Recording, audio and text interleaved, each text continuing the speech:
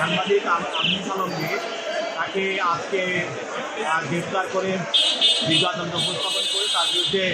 7 দিনের রিমান্ড পাঠানো। এই মামলাটি বাদী তিনি তার একাধারে বলেছেন যে আনিস আলমগীর যে বিভিন্ন সময় টক শোতে দেশের বিরুদ্ধে এবং সরকারের বিরুদ্ধে এবং ফ্যাসিস্টের পক্ষ নিয়ে বিভিন্ন ধরনের বক্তব্য উপস্থাপন করে এবং উস্কানিমূলক বক্তব্য প্রদান করে, যার কারণে দেশে একটি অশান্ত পরিবেশ সৃষ্টি হয় এবং বিশৃঙ্খলা সৃষ্টি হয় এবং এই বক্তব্য রেস ধরে দেশের আগামী দিনে যে আমাদের নির্বাচন গণতন্ত্রের সুস্থ পরিবেশ সেটাকে সে বিভিন্ন বক্তব্যের মাধ্যমে বিনিষ্ট করেছে এবং সেই আদালতে স্বীকারও করেছে যে তার দুইটি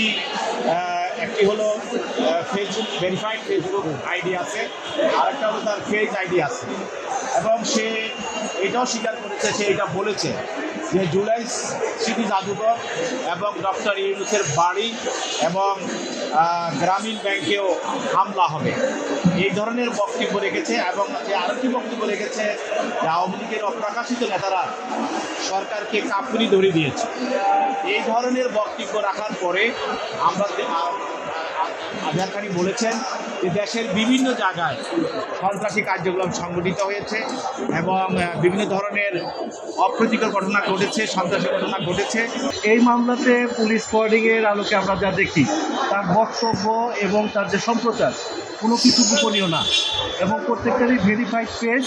এবং ভেরিফাইড তার যে ফেসবুক আইডি তার থেকে প্রকাশিত। তো যেহেতু তার সব কিছু ভেরিফাইড আছে, তো এখানে কোনো কিছু উদ্ধারের যেহেতু বাকি নাই, এই জন্য আমরা রিমান্ডটা বাতিলপূর্বক জামিন আবেদন করেছিলাম। সাংবাদিক আনিস আলমগীর তার বক্তব্যে যেটি বোঝাতে চেয়েছেন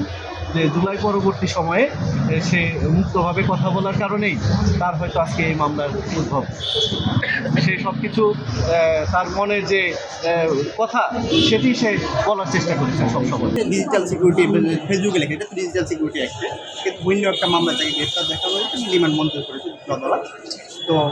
এখন উনি একটা বিষয়ে বলতে চাচ্ছেন, যেটা হলো যে বিভিন্ন জায়গা থেকে অনেকেই ফোর্স করতে পারে, বাট এই বিষয়টা আমরা বলতে পারবো না, এটা উনি বলবে ওনার সময় যখন হবে।